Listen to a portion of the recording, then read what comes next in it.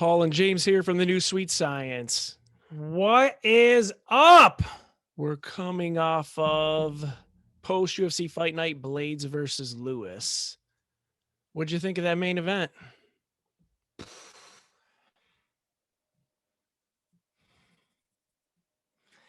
It's weird because in a way I don't want to see, I picked Blaydes. So obviously the guy that I picked didn't win the fight. But as I watched the fight, I'm like all of this is making sense. Like it didn't seem like Derek Lewis. I was surprised that he was a plus 350 underdog. That seemed kind of high to me. Yeah, that was high. It's like this weird like spectrum where like I picked Blaydes, I thought he'd get him down, and I thought he controlled the fight and wear Lewis down. But as I was watching, I was thinking about it. I'm like, have we seen Lewis? There's not many wrestlers in, the heavyweight division. So since he fought DC, we haven't seen him use his takedown defense or fight a wrestler until this fight. So he fought DC almost 2.5 years ago. Well, Olenek got him down and was on top of him and almost got him in that head and arm choke. Yeah, that's right. I don't know, man. It was a funky fight. It seemed like Blaydes couldn't really even get any kind of advantage in the grappling or with the takedown. And Lewis was landing nice shots, timing it.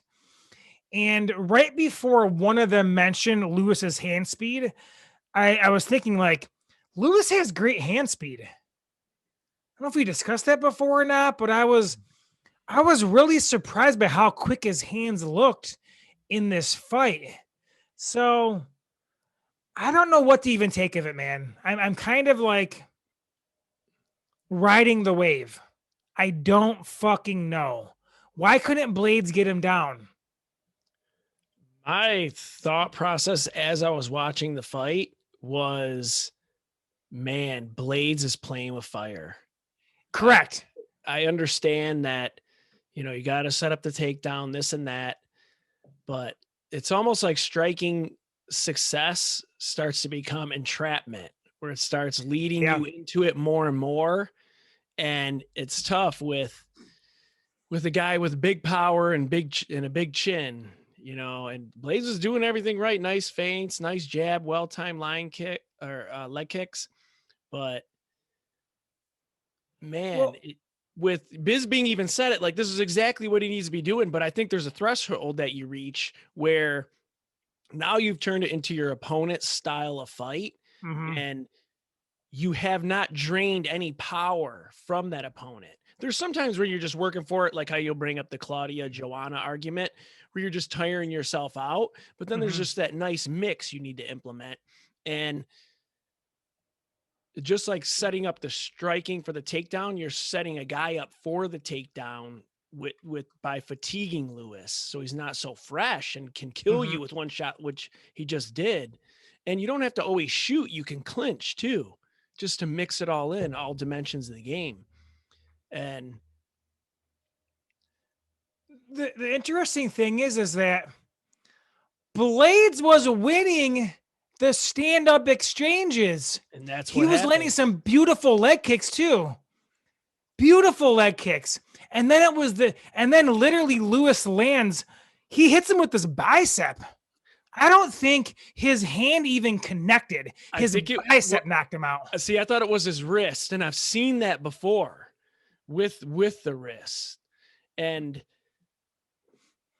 it's hard to show because they had both angles. But yeah, Bisping, I think, brought it up also, was the uppercut versus the knee.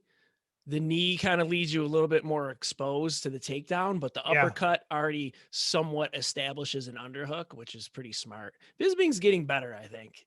I like him. Yeah, I do too. He's entertaining. He has a nice balance where entertainment value and some technical nuance and things of that nature too. And by better, I wasn't saying I think he was bad. He's better and better, I guess. He's improving. Yeah, There, so there is an irony though that Blaydes didn't get KO'd while standing. It was while shooting in for a I takedown. know that is the irony. Lewis was just sitting and waiting on it. Yeah, because he timed another takedown or two, another attempt with a shot as well. And in the other takedown, so I think Lewis Blaydes had like 2 or 3 takedown attempts, but in the one, Lewis defended it beautifully. Like it wasn't even close. He wasn't even close to getting Blaydes down. And that's kind of surprising to me. But maybe, and I can't remember the Atlantic fight very well, but maybe what allowed Lewis to stay standing is that he didn't get involved in a lot of exchanges, and he kind of just sat back and waited and tried to land that one big shot on a Blaydes a takedown attempt. You're right. He was more patient. Remember the fight when he only threw jumping, flying left kicks? I forget which fight it was. With a broken back. It might, yes. He's like, my back is so terrible, and he only throws that jump kick. And then somehow I think we might have rationalized that was a good thing. I don't know, but he did show more patience. And man, Blaydes, right when I saw him drop, I just see the back of his head crush off the canvas. Yeah, everybody knows who listens to this show that I'm absolutely obsessed with that. And that's what makes you go, John Matua, like from UFC 1, where he's got, or no, that was not UFC. What am I talking about? That was Tank Abbott, where he hit him. Matua's the one who got hit with the kick from Gerard Gordeau. I always think it's Paul Varland's for some. Is it Paul Varland's? No, that's the polar bear. Who went like rigor mortis? I don't know why I love that word. That's the guy who Tank killed in UFC 6 in his opening fight. But man, you get that stiffness. What'd you think of the Lewis landing 2 shots after? Exactly. Dude, the amount of time that passed between him hitting the first shot and the next two is so minuscule. And the ref's not at fault for not getting in sooner. Lewis isn't at fault for landing the shots. Like, this is a fight where giant fucking men get in there and throw down. Like, every now and then, if you got a sensitive eye, you might see something that's going to make you cringe a little bit. Just, grab a tissue, wipe your tear, and you'll bounce back. It'll make you stronger. But I don't think anyone, I didn't really hear of anyone of substance complaining about it. I think it was the coach from Blaydes mentioned something, but he's in the heat of the moment and all this and that. He can say whatever he wants during those couple of seconds. Blaydes is his dog. That's his guy. Yeah. And it's hard to tell the intent of the other person, but with the referee, they have to be a certain distance away. Because can you imagine if the referee gets hit by a fighter during an attack? He's going to get murdered out there. It's like shrapnel. Die due to shrapnel in the octagon because Ngannou caught you on a backswing.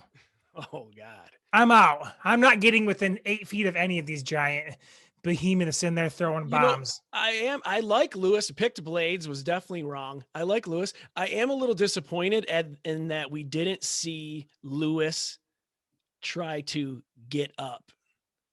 We didn't get to see what happens when it lands on the ground. Dude, I was waiting for that with great anticipation. And I knew the result before I watched it because we were out of town and I accidentally went on IG and I saw the result and I'm like, oh shit, 2nd round KO. I'm like, there's no way Blaydes didn't get Lewis down in round 1 and then Lewis used the I get up technique and got out of it. I thought there was 100% chance. So I watched the entire first round with this great anticipation to see it. Because Blaydes, once he gets you down, man, it's hard to get up against him. Yes, he's super strong. And it's hard to tell the guy, it didn't go there. And that's what happens even when predicting fights is that sometimes, there's so many things about MMA. It's why it's so beautiful. But Sometimes guys won't do what you expect it to do for whatever reason, a strategical, just something else. Who knows? It's like sometimes also you can't the fight plays out a certain way. Like if you go and looking for certain things and they don't present themselves, you're gonna adjust, and the fight can have its own almost kind of like gravitational pull. I think with Connor and Poirier, Connor gets sucked into a clinch exchange for like 2.5 minutes in the first round. Mm-hmm. And it's like that. He's never done that before. Plus, I always say, what if the guy's got to take a dump? Just something ridiculous like that.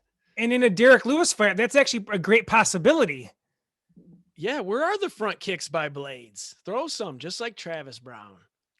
Blaydes' leg kicks look devastating, man. I thought if he kept coming to those, but I knew the result, so I'm like, this is what's happening. What's going to happen here? It was almost more like not more interesting, but it had its own unique entertainment value because Blaydes is getting the best of the exchanges, but hasn't gotten them down yet. Yet I know Lewis wins in round 2. Like, what happens here? Yeah, I could definitely see that. Now it's starting to become more and more common. Guys reclimbing that mountaintop. I feel like we just talked about it within the last couple of episodes, but Lewis loses to Cormier, loses to JDS, now wins 4 straight. And he wants Overeem, who's coming off the loss to Volkov. No. How about the winner of this weekend, Jairzinho versus Gane? That's who I want in the fight.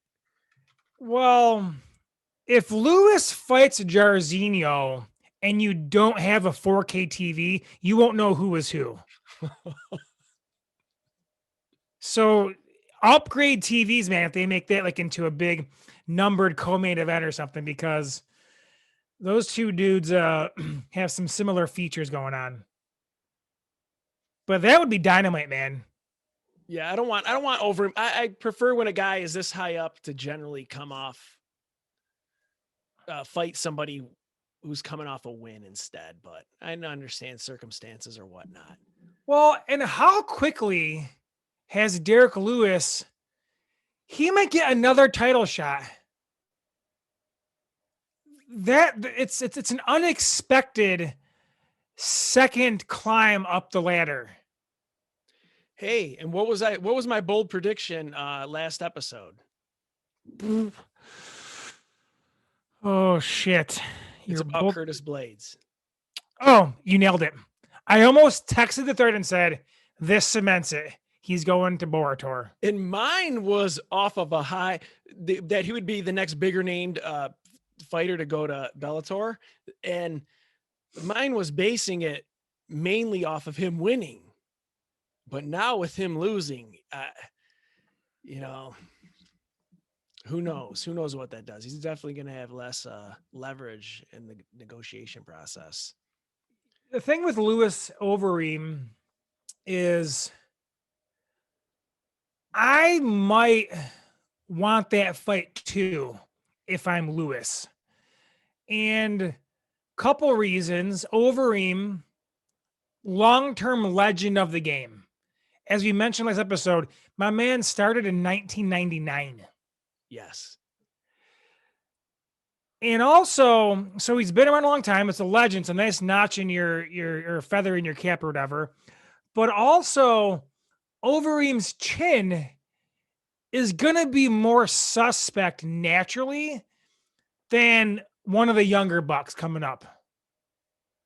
So I don't know if it's strategic or not. I don't know. I think Lewis actually is a little bit higher level than people give him credit for. He is. I think he was just, and he's not one to try to predict this path. He's like, Overeem talks shit. I want to fight him. I mean, he already fought Volkov, or it would have to be the winner of these two, Gane or Jairzinho. Overeem would be strategically, I think, the smartest. But if you look at the rankings, Jairzinho is up to number 4. Lewis is number 2 now. Oh, he went to number 2? He went to number 2. And I don't think he wants to wait around for a title shot or anything. I think he wants to keep fighting. Well, he's a lavish lifestyle guy, kind of guy, right?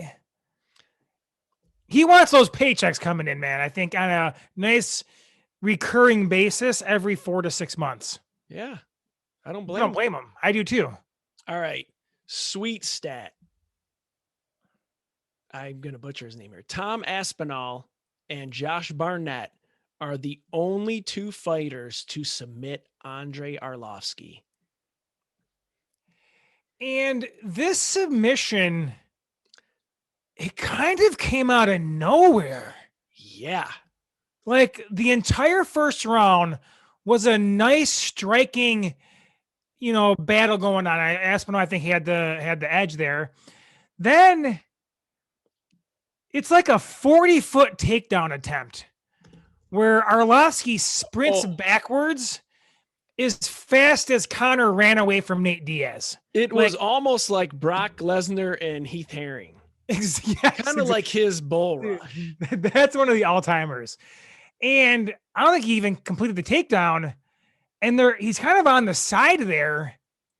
And he loops that left arm in like across his body. He doesn't have full back control. Doesn't really have his legs locked. Yeah, he doesn't have any hooks. He just gets it underneath him though really quickly and on that carotid. And a big dude, big heavyweight. That's got to be an intense, like your carotid still your carotid, whether you weigh 145 or 345. Mm-hmm. And that's a big dude putting a squeeze on it. So that was exciting. Arlovsky tapped to a choke. Is he a pussy? Yes. Okay. It's just a rule of law, right? Isn't it like it's like there's the Connor rules. There's like also like Diaz fanboy rules. And one of the Diaz fanboy rules is if you tap to a choke, you're a pussy. Yes. And there's probably some people getting upset who haven't listened to us for a long time and that we're defending the people who tap to a choke. I'm really either way about it. I get it or whatnot, but Andrei Arlovsky has fought the creme de la creme pro since 1999 and taps to a choke. And he's one of the last people I would think that wasn't tough. And we should clarify, I don't think he's a pussy. It's just it's a Diaz brother fanboy rule of law that we're merely just sharing here. But we don't actually agree with that law, correct? Oh, I don't, for sure. I don't know. I don't think too much about it. But Aspinall is 3-0 in the UFC, 3 finishes, 2 performance bonuses. And now one of 2 fighters to submit Andrei Arlovsky in his career. That's pretty nice. That is nice. Even though Arlovsky it's crazy. He's still fighting. I don't know. Just when I forgot who even Cousin Frank referenced, but he was saying someone said the heavyweight division isn't deep. Kenny Florian. And then we have a heavyweight showcase literally a few days later. Yeah, that's the heavyweight division is deep. Because and maybe it's more recent, but I have the memory of a goldfish. When's the last time we saw Elena get put away like that? Has he ever? Curtis Blaydes, maybe? Lewis has a second round. You know what? Lewis did kill him. Well, that's what happened. So be real, Lewis, due to this is like the argument with Charles Oliveira defeating Ferguson. Like he beat him in the wake of Gaethje taking his soul. Yeah. So maybe Lewis took Olenik's soul. And that Olenik didn't. Olenik was going after Lewis, he got on him. He's going for the choke and everything. But let us welcome the newest New Sweet Science Hall of Fame inductee, Rafael Alves, 11.5 pounds, the largest missed weight in UFC history per Ariel Helwani. And I wanted to say this for the show, but Rumble weighed in at 197 for the 186 limit, correct? I think so. When he was fighting Vitor back in the day? And he moved up from 170. which I don't. It's something. It's something extra because in a way he weighed 26 pounds more than the limit of his previous fight. That's how I remember it. Is Rumble missed weight by 26 pounds. And I think that's accurate. And wait, what are the numbers here again? 11.5 pounds. And what give me the weight class. Oh, what was he? 135 to 146.5, I think. Is that what it was? Okay. I think so. So he weighed in at 157.5. So just comparison, like. Oh, I'm sorry. He's, I'm sorry, 157.5. Yeah, so 145, 146 pound limit. So Rumble was 5.9% over, and this guy was 7.9% over. That's a pretty massive, like, that's winning the record by a landslide. That's Secretariat winning by like 140 million lengths in the Kentucky Derby like 40 years ago. So this guy came in 11.5 furlongs over. And to be fair to him, I'm looking at this picture. He is ripped. His every bit of his muscles. I mean, I'm basically drooling right now. And another thing, at least he weighed in. I think a lot of guys who pull out would weigh this. And that he just said, fuck it, I ain't pulling out. You know, in a way, that's commendable. I'm proud of him. He could have pulled out for undisclosed reasons. Oh, kidney never weighed in. Which, let's be like, I feel like Hendricks has done that at some point. Man, who else has pulled out the day of during a big fight? I can't remember his name. It's like a huh or a huh. Khabib, is that his name? Khabibi? I'm pretty sure that was it. Somewhere cousin Frank is raising the roof.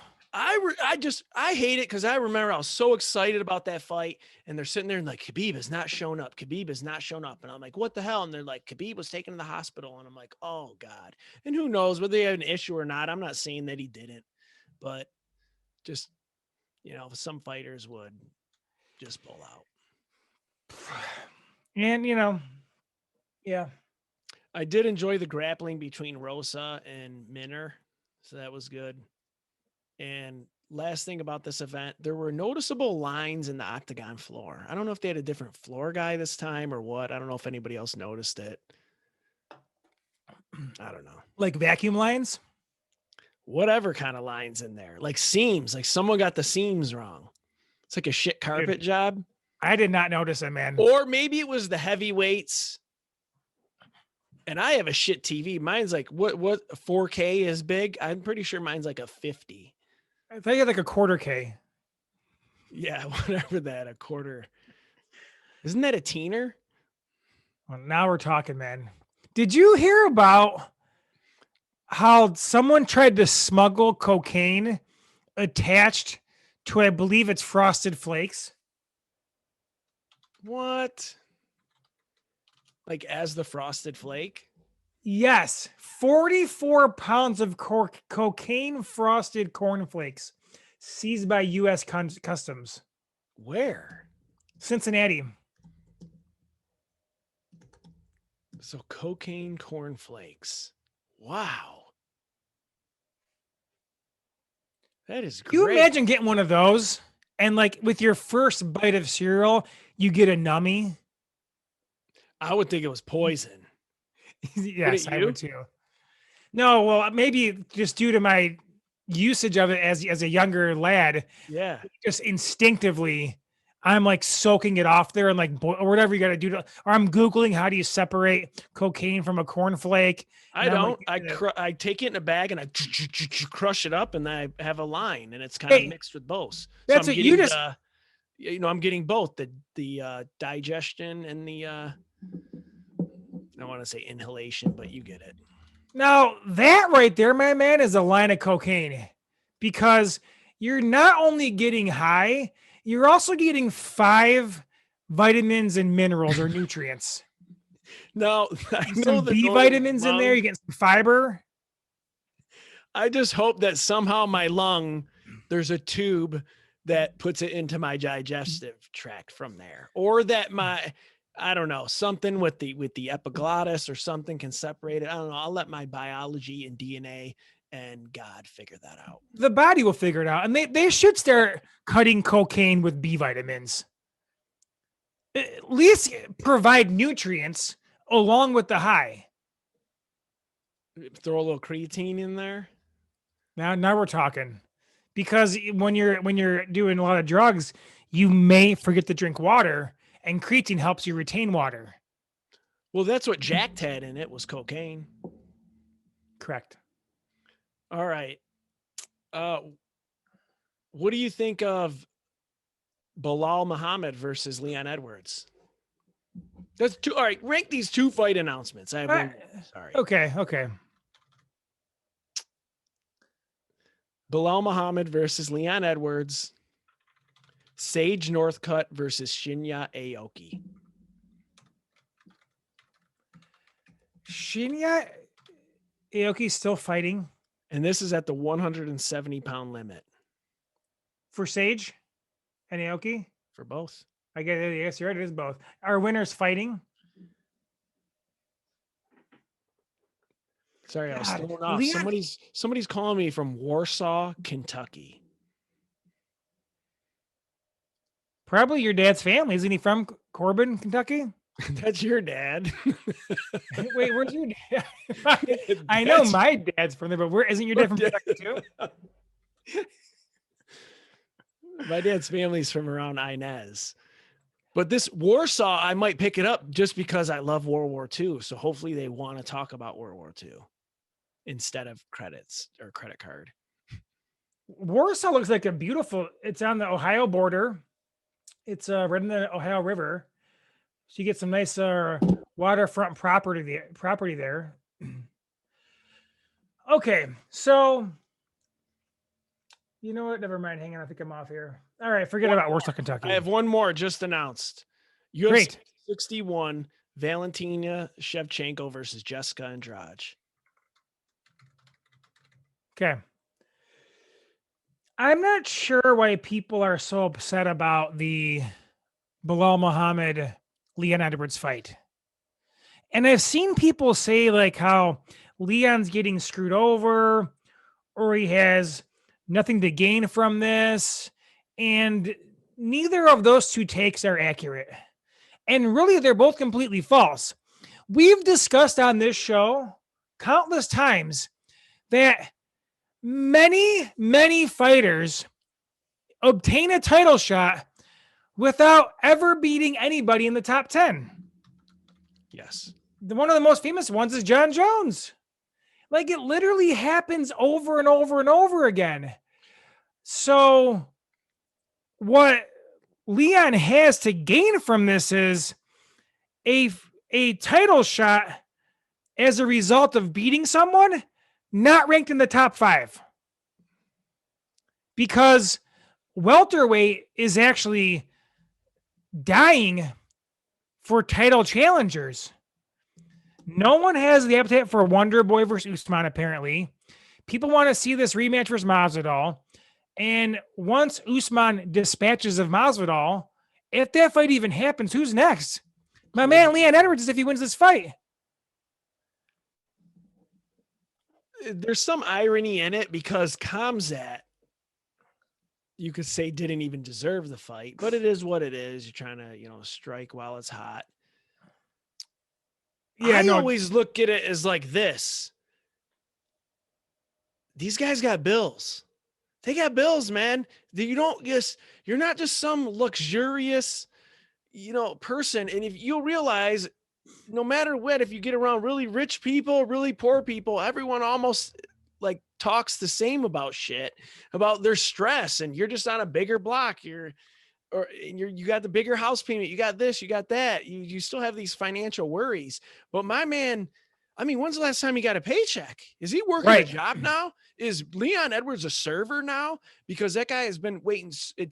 Does he have enough put away for his mortgage? Is it his wife? I don't know if he is married, but these guys got to work. They got to pay the gym bills or fees or whatnot, a car payment, a damn phone bill. Yeah. And one more, that's all true. One more layer is like, just think about what your favorite hobby or passion is. And imagine that you can't do it for a year and a half. Yeah. Like these people, they're wired differently. Like, whereas I prefer the training aspect. And once I got hit in the back of the head one time, I retired from the sport forever because just wasn't feeling it. But the fighters, it all culminates inside the octagon or whatever cage or ring they're fighting in. So to just go through the motions and train over and over and never have that culmination, that's gotta suck, man. Well, here's actually probably a better comparison. Imagine having intercourse and never having a climax. Here we go. I like that. That's called edging. Well, no, you eventually get the climax, I think. Because you can't edge forever. Oh yeah, watch me. I am right now. This is actually now a challenge to you. The gauntlet has been laid down. You're going to report back you've been edging for a week in the next episode. All right. So is this number 1 or number 3? Oh, I forgot I was ranking there. This is my number 1, man.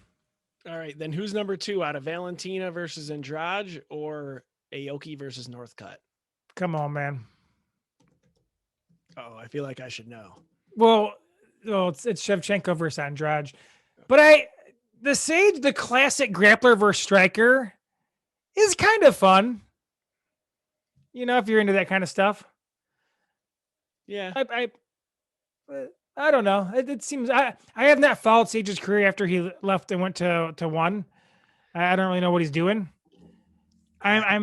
He got hit with a big KO. I may have seen a highlight of that. And I want to say that I'm shocked that Shinya is still fighting, but I'm not. Some of the, really a lot of the fighters we've discussed today, Arlovsky, 2 decades plus. Yeah. Taigomi fought forever, man.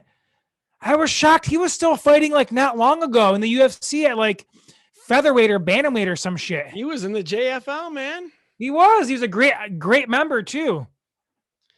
All right. This weekend, this event I think was made for me. So I want to personally thank the UFC. Jairzinho Rozenstruik versus Ciryl Gane. And for those who don't know, I'm on Ciryl Gane's nuts.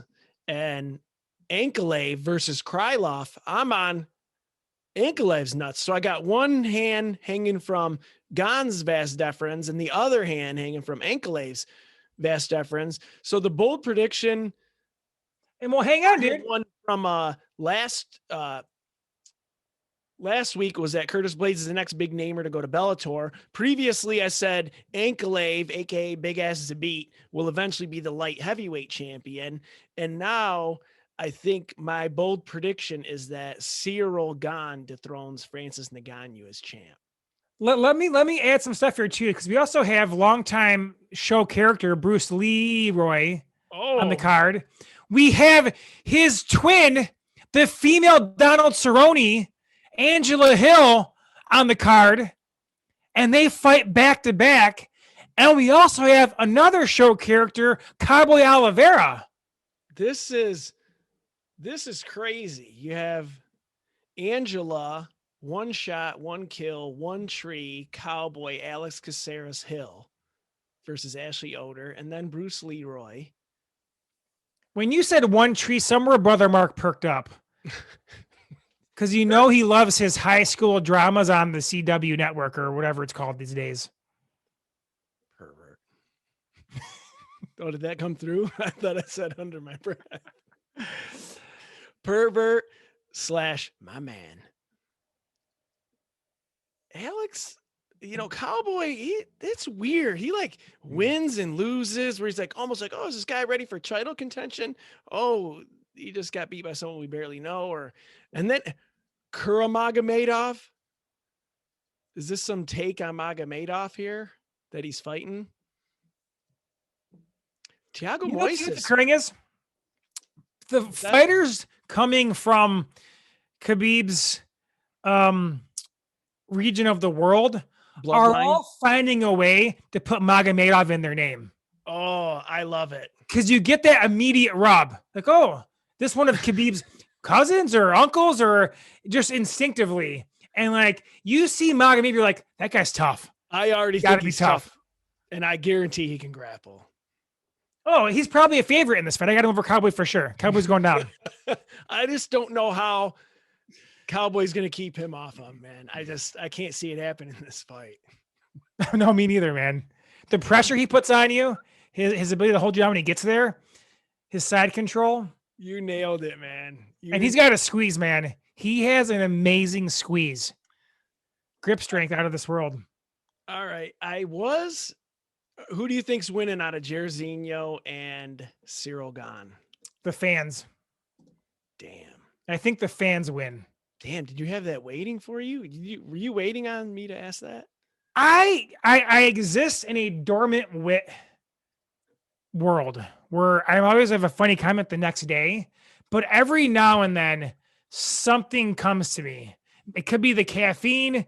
It could be, I don't know. I actually hooked up a third monitor today. So now I'm looking at a laptop, you in front of me.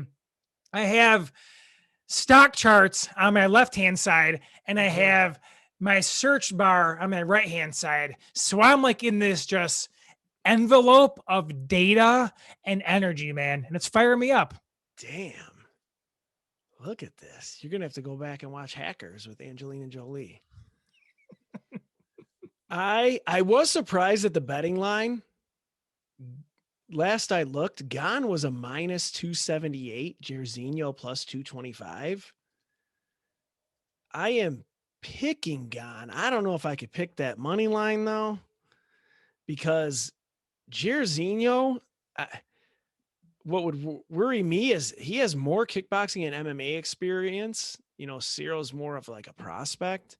Mm-hmm. A chin with lasting power. He showed that by KOing Overeem with 4 picoseconds left. And then, you know, you could look at the Overeem fight as a positive for Gane, in that Overeem was kind of picking him apart, I guess you could say. Or you could look at it as like, oh, those are experience points for Jairzinho. Gane's opponents are Pessoa, Mays, Bozer, and JDS. Jairzinho's are Albini, Crowder, Arlovsky, Overeem, Ngannou, JDS. Yeah, that's interesting because at least I can, but you really can't take anything from losing to Ngannou. That I like if I'm going to analyze Jairzinho's career, I just throw out that fight. And Whoa, anybody no. That to me is Jairzinho's most impressive moment, because that guy, which is so, and it's like, I could be making a joke right now, but I'm not. That guy landed a counter hook, a leg kick, an additional counter hook, but then just fell victim to that last bull rush. I mean, he did exactly what he wanted to do, executed it, and nailed him. Yeah. What I mean is, and obviously you have photogenic recall of every exchange of every fight that occurred on the main card over the last 4 years. I have photogenic memory that lasts 3 minutes. And then once we're beyond that range, it's gone forever. What I'm saying is, like, if you just look at the overall record, it's a 20-second first round loss. Oh, I get what you're saying. But I love that you have now planted your flag and said that's his most impressive moment in the UFC. I'm either a troll or the biggest idiot, because I say him getting annihilated in 20 seconds is his most impressive moment. I guess, let me rephrase. It's what made me think, damn, this guy is a better striker than I thought. I think what it is that it just kind of, you're seeing things that maybe like the average fan might not see. All they see is Ngannou literally dragging his knuckles off the canvas and throwing bombs into his head. And you're seeing beautiful counter strikes thrown by Jairzinho on his way to almost getting killed. Well, don't get me wrong. When the explosion happened of Ngannou rushing, I also hid under the covers. So I needed to watch it, 3 to 5 times to even notice that any punches occurred. The way to go with the Ngannou fight is you have someone who knows whatever program it is, just pull Ngannou out of the frame and only watch Jairzinho or whoever the opponent is to see what they're doing versus, empty space. Yeah. You know what I think it is I think Gane kind of befuddled JDS to such a high level. This fight probably won't see a lot of quote unquote casual action, and maybe more of like the hardcores who know about Gane's history of striking. Maybe that's why you see like a little bit of a larger disparity. But as we just saw in Blaydes versus Lewis, when you're that powerful, it only takes one. Obviously, that's an obvious statement, but I am kind of rooting for a Jairzinho versus Derek Lewis fight, at a fight night main event. Classic new sweet science, and that we just want shit to happen for a stupid reason. Like, those guys really look alike. I want them to fight. I want Michelle Waterson to win because I love her nickname. Well, like we're kind of media. We've been doing this for like 5 years now. So whenever I have something or whatever it is, and it's not quite, it's like a poor man's version, I'll add an F to it. So like Fedia, I would try to say, even though it wouldn't be funny, but it's like a play on faux. Mm-hmm. And it hits sometime. I can't think of it. I can't think of one right off the top of my head, but once in a while it hits and it's pretty funny. I wish I had a better example. So, but like I invent reasons to root for someone. I love Ciryl Gane. He's athletic as hell. He made JDS. He's super athletic and made JDS look small in there somehow. Yeah. Surprisingly patient. He's unpredictable. He has feints. He's a variety of strikes, left-handed, right-handed, counters, initiates. And what I said the last time he fought, there's this fluidity in the hips sometimes with kickboxers where it's just a different motion. It's very just smooth. And I also made the Greg Maddox comparison about the different speeds at which Greg Maddox used to pitch at. Mm-hmm. I wish I could have a more recent example, but I kind of quit watching baseball. But he does that with his strikes, man, kind of sets you up. And he is going to have a 2-inch height advantage, 3-inch reach advantage. I love his long right jab, his teep, and his head kick, and the fact that he's a nice guy. I mean, the optimal analogy is to modern days making love.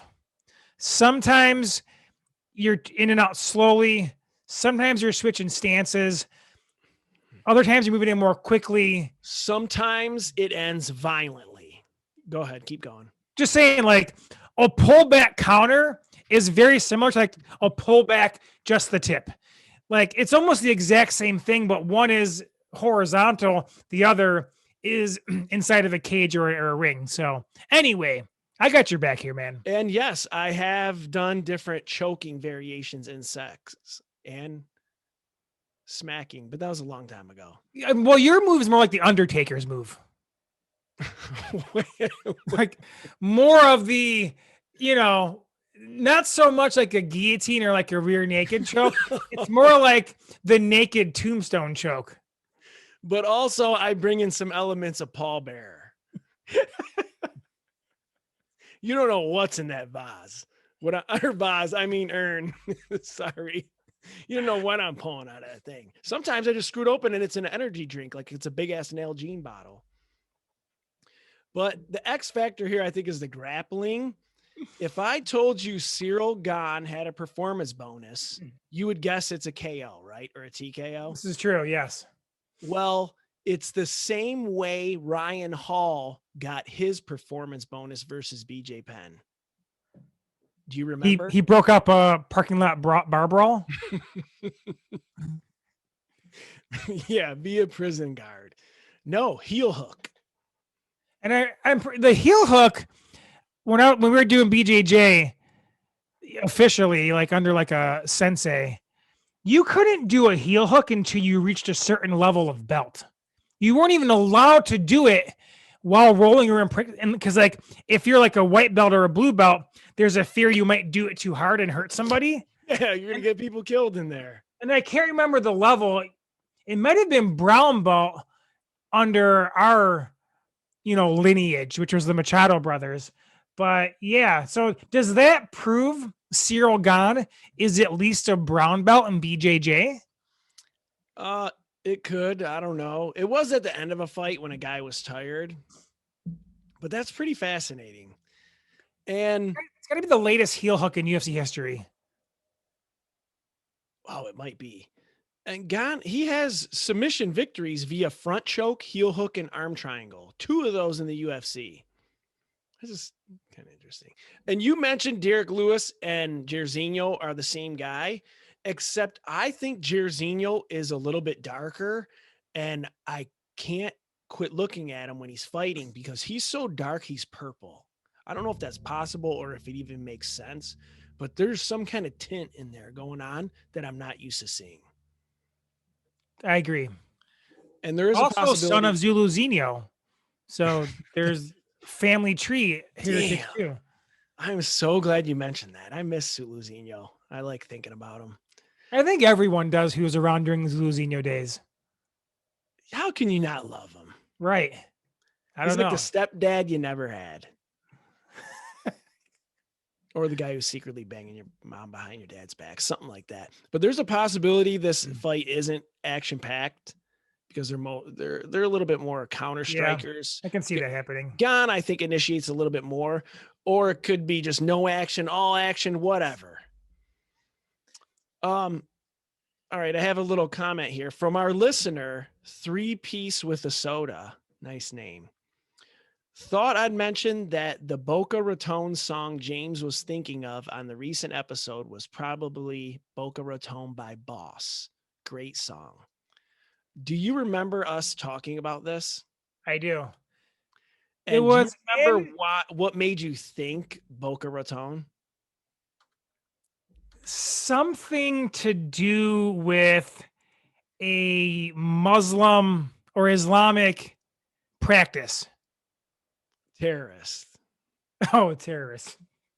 I think. Unless it changed. What was the original word? Boko Haram. Boko Haram. Sorry. See, I'm almost wanting to say Boca Raton. Boko Haram. Out of Nigeria. We started talking about Nigeria. You said Boca Raton. And I guess you were thinking of some song. But I listened to it. And you did? Yeah. I liked it. I will listen to it today. All right. And why don't you make love to it while you're at it? Or is it too late in the day? Well, you know what? I won't go. This can get dark. I won't go down this path. Let's. Damn. I'm sorry. Dark's the wrong word, but it's the right word. Let me dream with imagination of what the hell you just meant. That's more yours and Mark's specialty on hour 5 of a 2.0 episode. It's dark sex.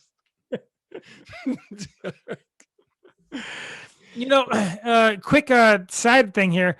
Not side thing. This is a customizable portion now. Well, okay. I was going to say just in our excitement over all the show characters on this next event, forgot to mention return of Pedro Munoz. So him versus Jimmy Rivera should be a high level striking fight, and Munoz sits down on those punches and throws some bombs. last seen versus Edgar. So I'm looking forward to that fight. Yeah, this is a strong fight night, man. This really is, man. This is one you just kind of. Ankalaev has some potential to be a title challenger. And obviously Jairzinho and Gane. And the rest you root for entertainment. But you want to know, once I really start liking guys and want them to win, I become a bit of, I start to get worried. Like, oh man, I really hope he wins. And then I'll be watching the fight. I'll probably watch it live. I'm going to be nervous. I'm like, oh man, I really don't want him to lose. I just start getting this little feeling. And then two of these guys are on here. So I'm excited. So they are both going to get devastatingly KO'd in the first round. And I got to come back on the show and cry live on the air. Have you cried on the air yet? I don't think so. It's perfect time for that, man. I'm a real man. You cry alone in your room. Okay. This is true. This is true. Sobbing uncontrollably. On next week's show, we'll discuss the last time that we cried, and we'll kind of paint the picture. For me, a lot of times it's like movie incidents.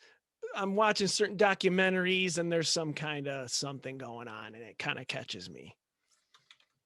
Usually from stuff in my own life, I'm not crying. I'm the same way, man. Someone else's life. I'm watching the Bo Jackson 30 for 30 on ESPN one day, and I'm getting emotional. Yep. Never met the dude. When he was around, I was young. I remember watching him play vaguely, but his real fame was Tecmo Bowl 1 growing up as a kid. And I'm here watching the documentary, getting emotional as fuck and almost breaking out into tears. You want to know when I cried last? I'll tell you the last time I cried. It was 1990. No, I'll randomly watch stuff just to watch something different. Okay. And I'm not always watching movies, but I was on Amazon Prime and this movie called Brothers came up. I didn't even know it existed. And it's a 2009 movie. It has Tobey Maguire and Jake Gyllenhaal in it. Hang on. If you said the name, I didn't hear it. So Tobey Maguire, Jake Gyllenhaal, 2009. And it's not Secretariat. Cider House Rules? No. Hang on. Donnie Darko. Oh, I'm joking. Okay, I guess that's an earlier year. By the way. Fuck, 2009. Tobey Maguire, Jake Gyllenhaal movie.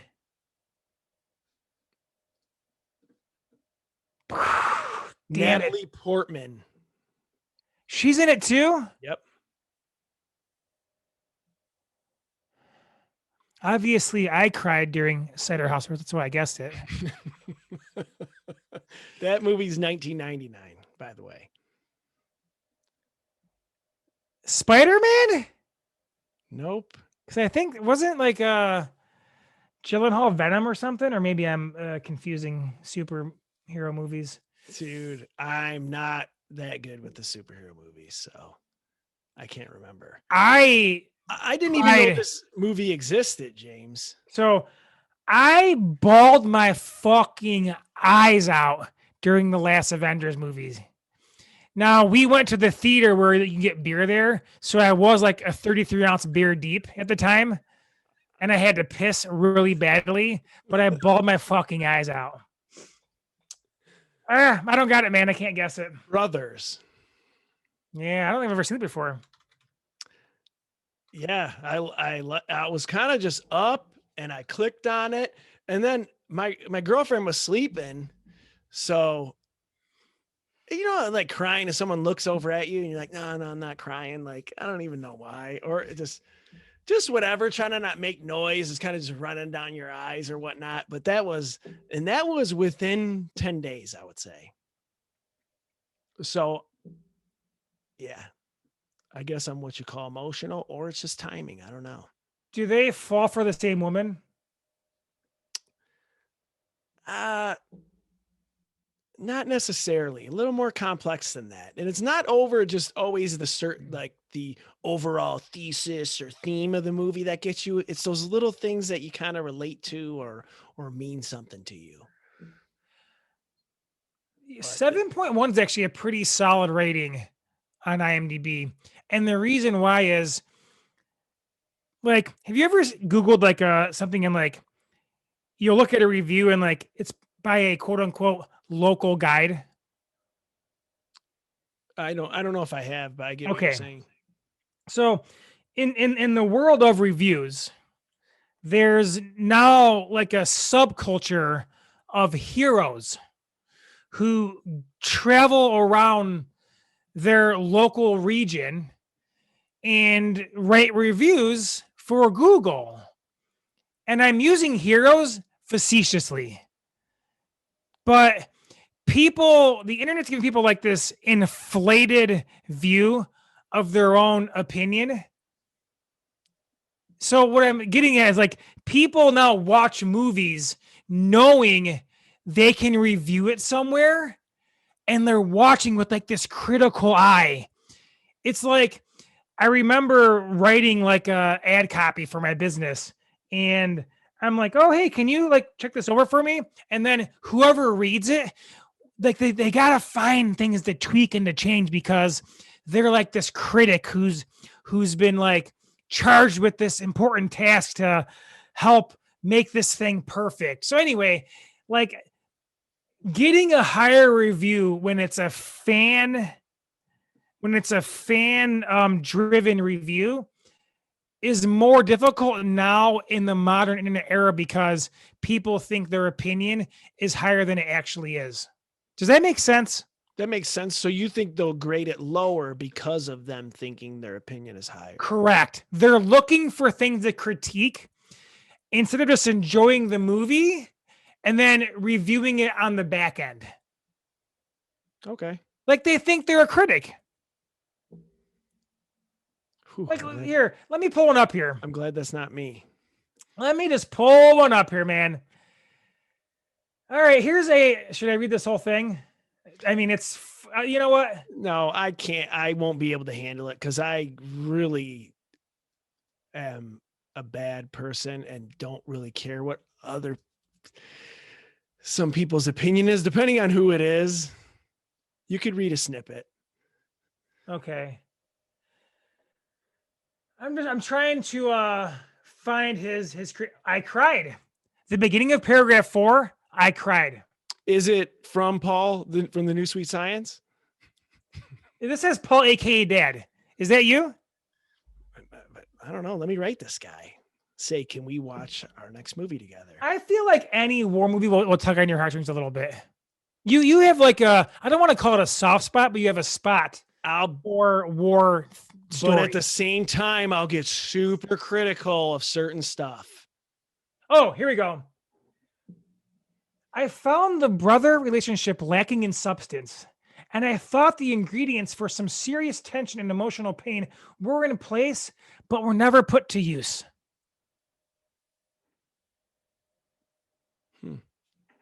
There was so much more that he could have done. His role seems intentionally diminished. Portman is great as usual, but arguably miscast. And she doesn't belong cast into a film where she's not supposed to think. You know, this guy, like, thank you, Eric Jams of IMDb review fame. Hey, man, what if he's a fan? Going around the world and spending your hard-earned free time watching movies and critiquing them for the world to use and decide if they should or should not watch this movie. Wait, I don't get what you mean by going around the world. I'm being a little embellishing here. Okay, because I wasn't sure if I was missing something. No, I'm just like, if you find like, and maybe I'm wrong here in this instance, I wonder how many reviews he's done. He's been a member since 2000, and if you're a listener, Eric Jams, we'll get you on the show. You can explain while this has become a life's endeavor for you to complete reviews.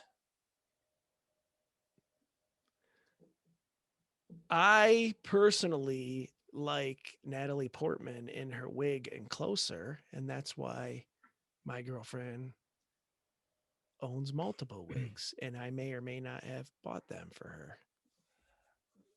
We might have an exact wig, actually. Closer is a movie that I enjoy quite a bit. I wonder what its rating is, actually. I'll look it up. So it looks like this guy has written hundreds of reviews. All right, guess Closer's rating then. And look at that. Her picture right in the wig is up. Ah, man. What year is it? 2004. I had this movie on DVD. I got it and I bought it immediately. But I'm a Portman dick rider, or at least I was when I was younger. Okay. And had less sex. Now I'm just more of a early bedtime dick rider.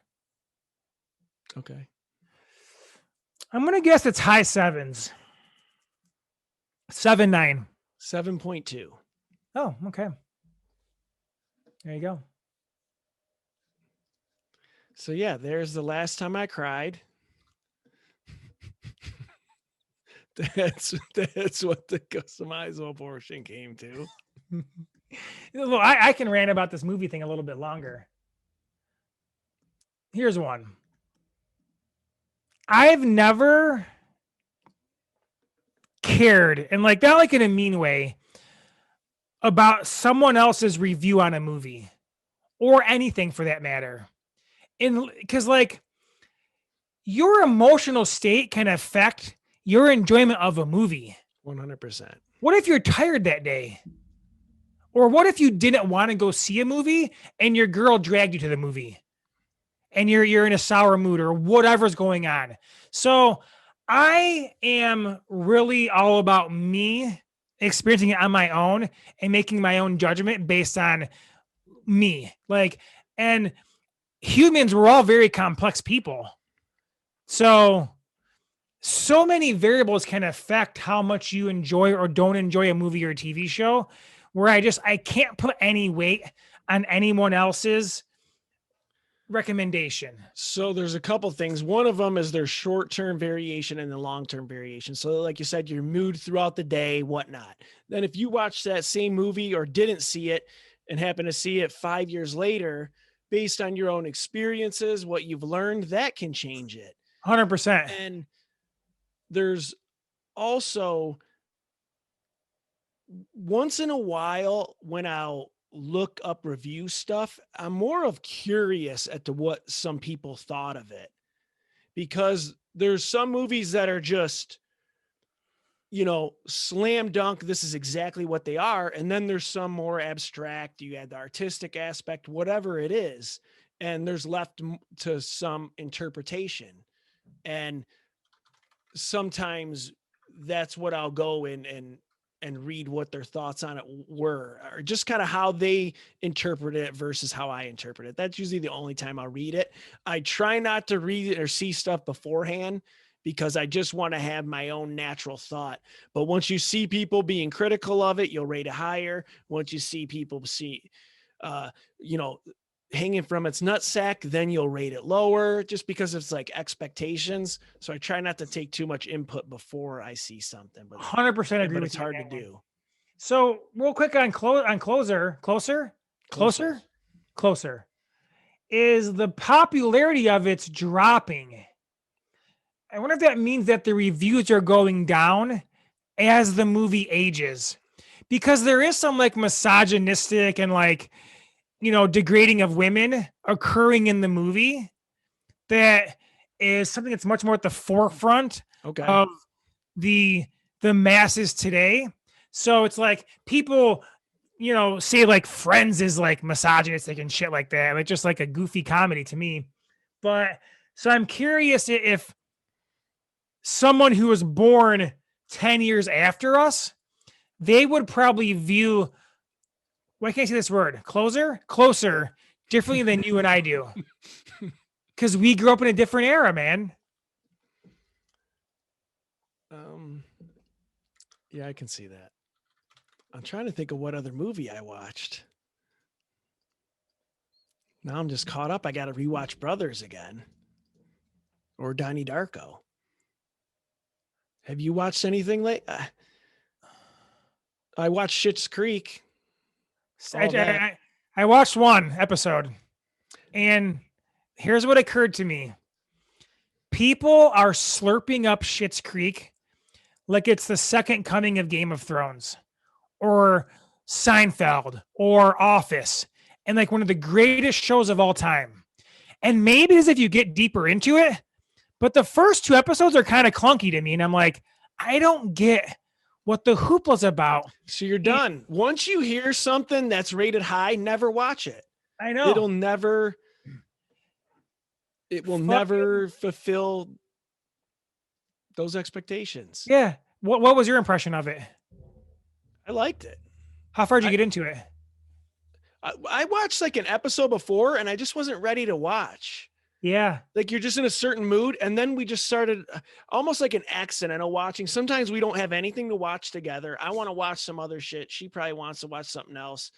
So then sometimes we'll just click, let it run. Sometimes we're doing something and kind of fell into it and sort of, I don't want to say fell in love with it, but learn to like it and its own little.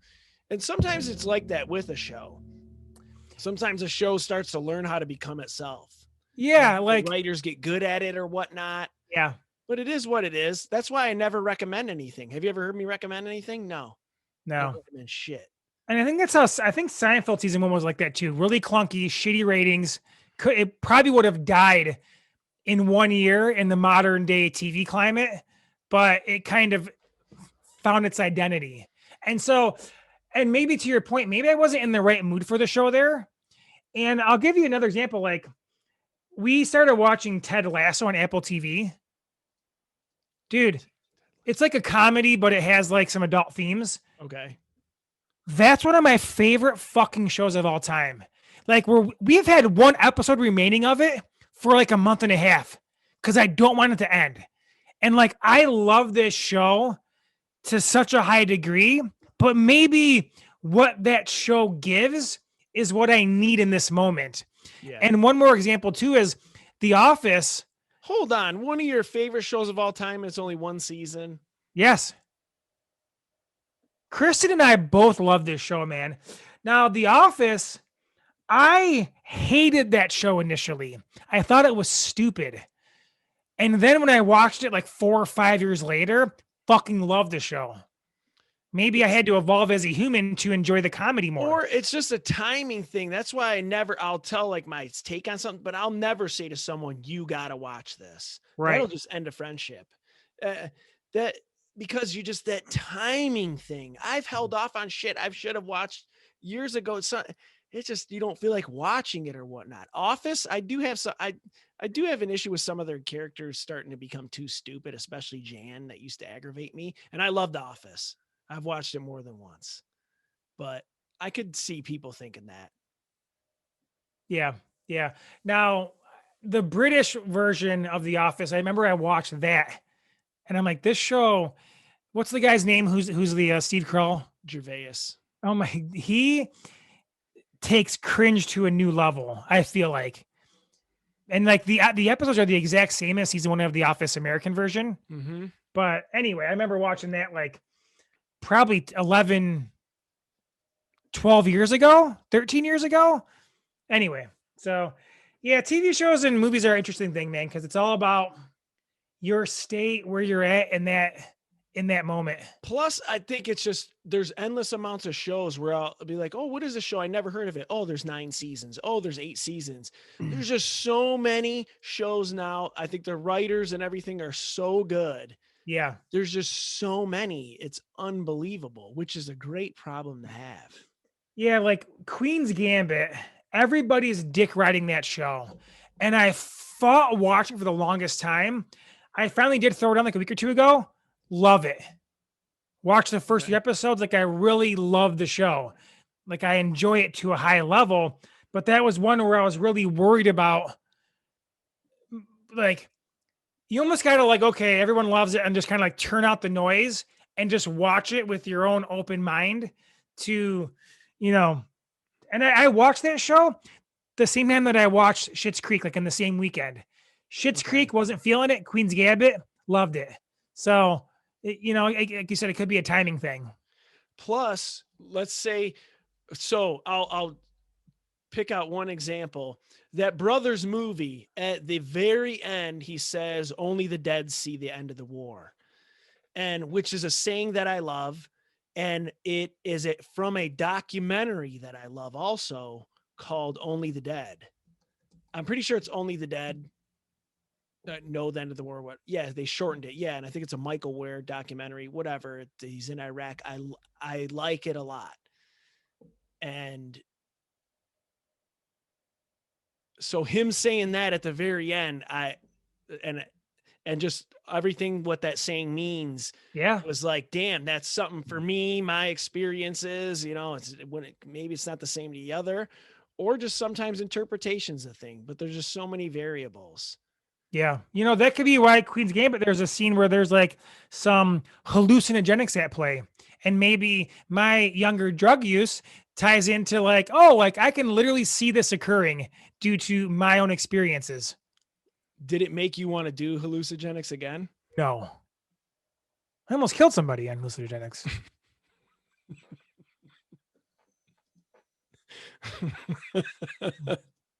I hate to laugh about it, and I'm glad you got off that attempted murder charge, but. Well, he and I laughed about it recently. So it's one of those things, man. What are you going to do? Mushrooms are a crazy fucking thing, dude. Oh, yeah. Yeah. Especially when they're like laced with acid or angel dust or whatever was on those things. Jesus. Or what if it's just a pesticide? But it's a bad, what a pesticide could probably do something. Yeah, Roundup laced magic mushrooms. That's a wild time right there. I agree. All right, that's all I got, man. Let's get the fuck out of here.